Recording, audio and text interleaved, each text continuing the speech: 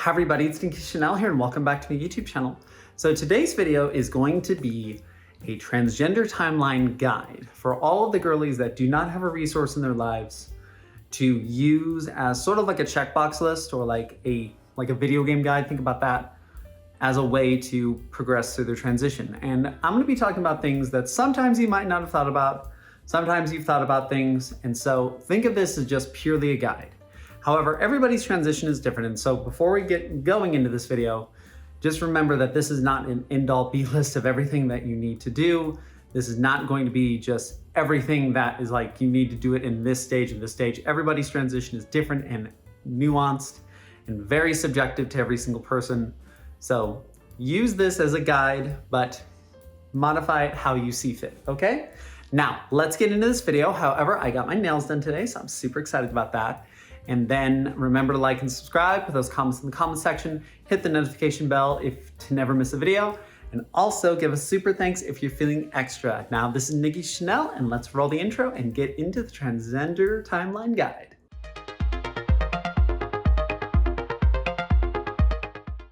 Before we start this video, this is assuming that you've already gone through a lot of the initial phases of like, am I transgender, am I not? Like, is this right for me? This is assuming that you've already done all that stuff. And this is not saying that should you transition, this is just going to be a guide or generally what the steps are that you're gonna be seeing, okay? Now, I'm gonna start with the coming out phase. Now, coming out phase can generally last anywhere between, I would say, a year to like 30 years in some of my older sisters' worlds. The coming out stage is kind of a long period. It's sort of like the point at which you start thinking, okay, how's this gonna change my life? What are the things I have to do? What do I want to look like? Things like that. And so this is the stage where I would say that you've already pretty well established what being transgender is, what cross-dressing is, what transition is, the different types of transgender, transfemale, or transmale, and you've gone through that entire process. And so this is the coming out stage where you're like, okay, how do I do this? Now, I'm going to assume at this point that you've probably had at least some times that you can be feminine. Either you were a crossdresser or a drag queen, as I've talked about in my video on its benefits to transgender women, how you can basically experience being a chick, but in small temporary instances. And this is also saying that you've also maybe started following some transgender girls like me on YouTube, or Gigi Gorgeous, Blair White, Lena Genevieve, Even the Doll. You've probably started really knowing what being transgender is all about, and you might have met one or two transgender people in your life, but a lot of us are very quiet about it. We don't like say to the world that we're transgender because it's all about safety. And this is where you start kind of going off the phases of like, okay, is this worth for me? What is my family gonna think? What's my wife gonna think? What's my boyfriend gonna think? This is the stage where you start kind of weighing that stuff as like, is transition worth it? Now, transition, as I've talked about in all of these steps, is a very long and difficult path that you're gonna be on the rest of your life. So you need to kind of factor that into it before you start this process. Don't just magically go out and take pills and be like, oh, expect everything to fix itself. No, it won't. You have to be prepared for all of the consequences of what's to come and what to expect, okay? Now, with all that aside, so say you've made the jump to be like, okay, I want to start doing this process. What I would recommend starting to doing is maybe start building up a stash of clothing. So with me, I had a stash of clothing in my closet that just became this huge pile of mess, and I would dig through it to find outfits, try to set aside times that you can dress. And when you dress and you feel right in it, like you feel like, okay, this is like correct for me, then I would maybe start thinking about, okay, do I want to live like this? And you have to make that choice yourself. I chose to follow through with it based off a whole number of factors, which you can watch my playlist right here. And I started going into what I would say the pre-transition transition phase. Okay, now for the pre-transition transition phase, I call this kind of like the baby step phase. This is where you starting to take what you were as a crossdresser or drag queen or like what you were as a guy and start kind of pushing it forward. So with me, this process took about From the time where I first had like my thoughts, my like hardcore thoughts of like, yes, I do want to be a girl. I think I was about 17. This took about 7 years for me. So this was kind of a long phase. And I did it slowly because I was going through college and weighing all the options basically. Now, this is where I started getting eyebrow wax, started having like feminine eyebrows, started shaving my body, started shaving my legs, started wearing like girlier clothing, and started learning makeup. Like this is the phase in which I started learning makeup. I was cross-dressing basically at every single opportunity I could get. And I slowly learned how to do makeup. I wanted to learn makeup. I wanted to be a girly girl. As you can see, I wanted to be a hella girly girl. And it was the slow process where I just slowly learned it. Like I started with male makeup, started with this, and then just kind of slowly progressed, I would say, into more of like, okay, this is definitely feeling right. Like for me, I started not leaving the house unless I had my eyebrows done, I had my skincare done, I was fully shaved, and my hair was styled. Like my hair was super short by that point. But I would still spike it up, I would still make it look cute. Like if you would look at me during that phase, I gave off a very feminine guy phase. Like that was kind of the best way to describe it, is I was an extremely feminine guy. And this is also the phase where you start telling people, hey, I kind of want to be a girl. So this is the phase where you start doing that. Luckily with me, I worked with a lot of my age group people around my 20, 28 phase, like well within about 5 years of myself. So I started talking to people that were my age group because they have had exposure to LGBT topics such as transgenderism, such as being gay, such as men in makeup, and all of this stuff. And so they have a really good like baseline to kind of go off of, like, oh, he's just gay and he's just feminine. Okay. But this is also the phase where I started going out. Like I went out in drag, I think twice, and it was super fun. I had a lot of fun times clubbing. I went to the club, actually I kind of danced with a guy when I went clubbing. It was super fun. And so I started going out as myself, and my parents put in this like fear of me that I was gonna end up like beaten and chained to a fence because I was just gay and wanted to be a girl. When in reality, that was like the furthest thing from the truth, and everybody generally pretty much accepted me. And there was like no issues with anything that I was at this phase. And so this is the phase where I would say you really start to establish like a feminine baseline of how girly you can go as a guy without it being like, oh, you're transgender. Okay, now we get into the actual transition phase. So for me, I lived as a very feminine gay male for about 4 years of my life, from about age 20 to about 24. And then finally at 24, COVID happened. And on March 18th of 2020, all of the thoughts and feelings that I had been kind of weighing in about myself were like, okay, you know what? I'm going to transition. This is what I want to do. And so I was like, how do I do that? Now, I had done a lot of research by this point, and I knew that HRT was a thing. Like a lot of people that actually asked me back even in 2019, hey, are you on HRT yet? I'm like, no, I'm not. And so there was a lot of that going on. So I knew what HRT was, so I started looking into doctors. However, I felt that I needed to like validate myself to the doctors. Like I needed to look what I would call gayer and more feminine to validate like, oh yeah, you're transgender. And so I actually started growing out my hair for a whole year before I even went to go see my doctor for HRT. I started getting my nails done. I started getting my toenails done. I religiously got my eyebrows waxed. I also got my first feminine hair appointment at this time. Like I have a picture of it, it's right there. And I just started to really like push forward into this. I also called up laser hair removal and started getting laser hair removal on my arms and legs, and that's paid off really well, as you can see. And I started looking into laser hair removal on my face, started looking into what is tucking, started looking into, okay, like how long does this process take? And so I started doing research on all the YouTube videos.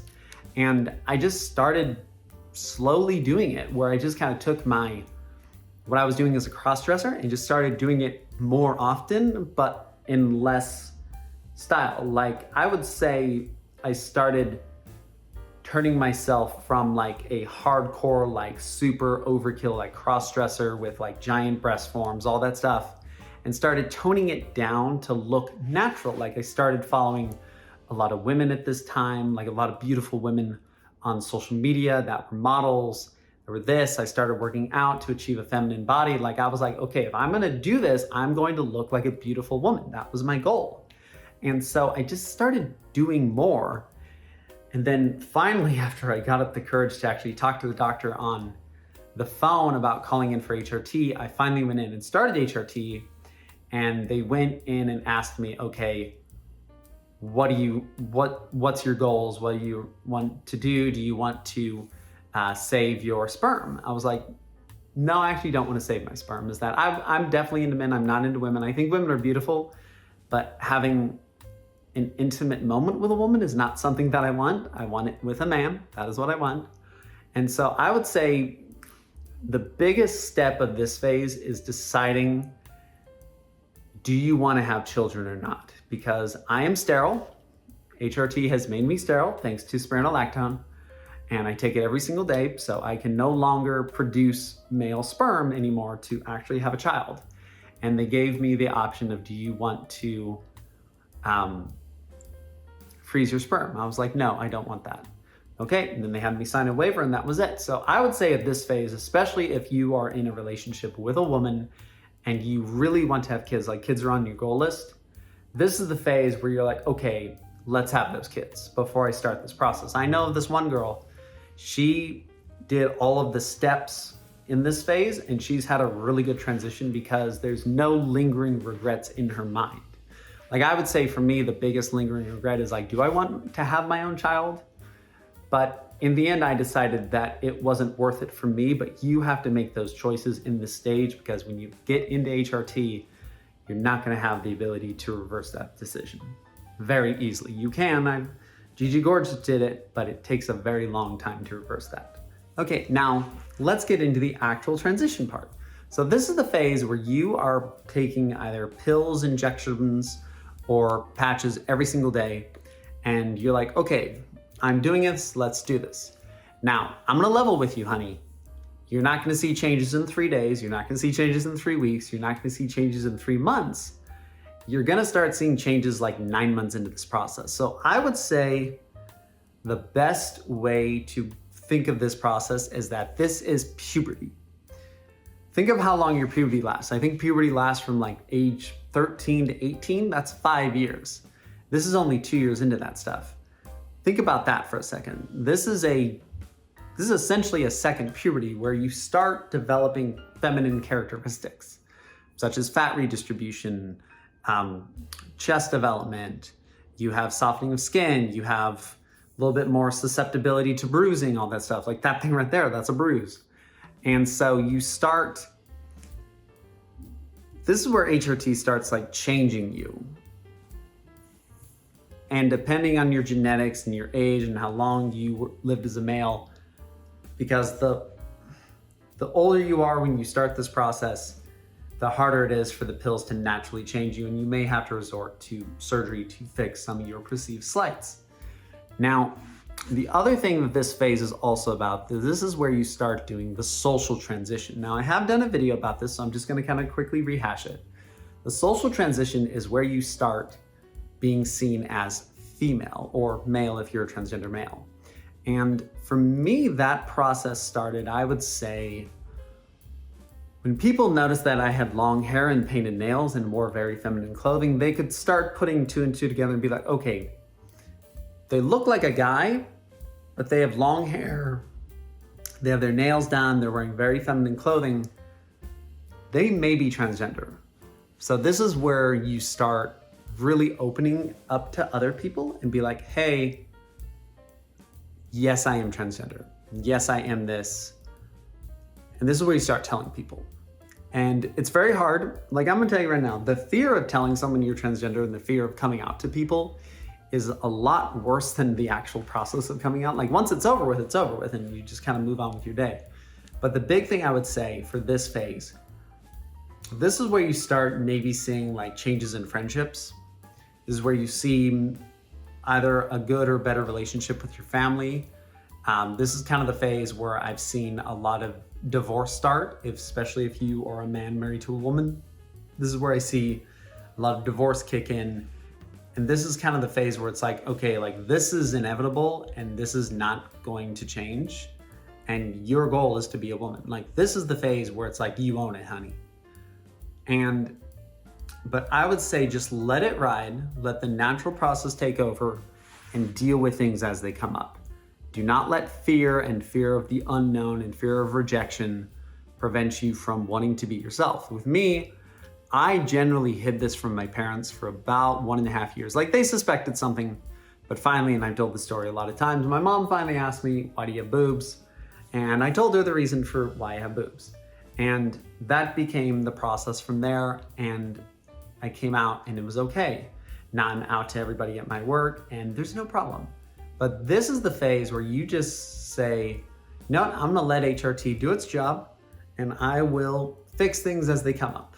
Okay, now on to the final section of this video. Onward into the future, I'm gonna call this. So you are on HRT basically the rest of your life. I have heard of people that stop it and kind of cut it down into like what I would call the sustainable future. I actually just had this conversation with my doctor when I saw him last, so I cut down on the pills a little bit because I'm in the sustainable future. And this is the phase where it's like, okay, you know what? You've seen what HRT has done to you. You know what it's not going to change.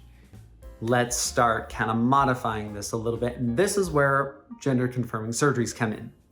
Now, this is where breast augmentations, vaginoplasty, nose jobs, facial feminization surgery, voice surgery come in. This is where all of this comes in, where you are like, okay, you know what? My goal is to be a woman. These are the things that are limiting my ability to pass, so I'm going to fix it. Now, as I've also talked about in my self-esteem video, this is the phase where you're like, okay, you know what? I feel really good about myself. Maybe you've seen a bump up in your career. Maybe you've seen a bad level in your career because transgender women face a lot of kind of issues, like the same as other women, like the same as natural born women in the workforce, is that people just see us differently. People kind of see us as like a thing. So unless you're in a job that's like 100% supportive of transgender individuals, you may have gotten canned by this point. Like you may have had to change jobs, you may have had to get divorced. And this is where you just kind of live your life as a woman. And I'm gonna tell you right now is that I am glad I made this decision, but living as a woman is not easy, and it's not just about, you know, makeup and doing your hair. There's a lot of other things that go into that, and it's just not about being glamorous. So if your goal is to set out and be the hottest woman ever, good luck, honey. Good luck. That's going to be very expensive. Get ready to spend a lot of money and a lot of time in front of the bathroom mirror doing your makeup, doing skincare, and doing all this other stuff, okay? I live that life. I live the life of a hot girl, and I'm in the bathroom probably the most out of any room in this entire apartment because it takes a while. Now, this is also the stage where you've probably gotten laser hair removal by this point, and you're starting to see that laser hair removal doesn't do everything, and so you want to pursue electrolysis. This is kind of the phase where I'm in, where I am really at the phase of like, you know what, I'm transitioned. I have gotten to a point where I look just naturally feminine every day without very minimal effort. But let's just kind of tweak it and modify it a little bit to just kind of look a little bit better. So I'm undergoing electrolysis. I'm giving myself 1.5 more years of chest development to kind of see where I get to when it comes to my breast augmentation. And then by that point, I'll either pursue it or I'll just cancel it completely. I'm also thinking about maybe FFS, such as like some nose jobs. I hate my nose and I hate my jawline. Really by this point, my number one goals are finish electrolysis on my face, have no more facial hair, get laser hair removal in other parts of my body that I don't really want to shave every single day, get some small tweaks done to my face, not much because I feel like I look pretty cute. I feel I look fairly cute. And then also get my breast augmentation and change the name. Yes, I have not changed my name legally yet because that is a very long process and I just didn't really want to mess with it last year. And so I'm thinking I'm going to pursue the name change next year because really my birth name doesn't come up on that many documents that are like pertinent to me. Yeah, my name tag at work says my guy name, but I don't really care about that. And most people just call me Nikki or Nicole anyways because they ask me, oh, like what's your name going to be in the future? Oh, Nikki or Nicole, and they just call me that. So really, this is just kind of the stage where you live your life, honey. Like, there's nothing special at this stage. You've kind of already gone through a lot of the hard stuff, and you just live your life. Now, you may get married to a new person. Like me, I'm gonna go find a nice guy to maybe find as a boyfriend and get married to, maybe adopt a kid or something like that, fix all my goals. Like, this is a stage of life where I'm like, you know what, I'm good. Like, I've kind of got through all the bad parts of this whole system, and let's roll from there. So, and this is gonna happen until the day I die. So, simple as that. You transition until you no longer exist on this planet. Okay, honeys, thank you for watching that little YouTube video. Now, I always try to keep my videos pretty just basic and pretty simple. And so, like, if I glossed over something, please feel free to comment in the comment section if I glossed over anything, or if you want to add some things that I did not mention in the transition timeline that you talked about, please mention it. I want this to be a community so that if any trans girl that's in distress and she needs some assistance can find these videos and get something out of it. So let's make this video better by commenting in the comment section. Now, again, this is not a comprehensive list by any stretch of the imagination. This is just simply a guide and kind of an example of like what I did and what I've done. Like, I know of girls that have only been transitioning for 1 year. They changed their name, they changed this, they changed this, they changed this, and they've gotten surgery. Like, I know a lot of people that have done that because in the transgender community, there is this idea that I'm running out of time, so you have to pursue all this stuff like really early. Me, I'm only 28, I got time. Let's just kind of see what happens. And hey, if I don't have to pay for expensive surgery, that HRT just changes, so be it. That's kind of how I do it. Now, thank you for watching my little YouTube video. Please like and subscribe if you enjoyed this video. Share it with your friends, share it with your family, share it with other trans girls if they want to get some advice. Leave a comment in the comments section, hit the notification bell to never miss a video, and also give a super thanks if you're feeling extra. I will be here making videos for the next week and a half because I am on vacation. And so this has been Nikki Chanel. Love you and have a wonderful day, honeys.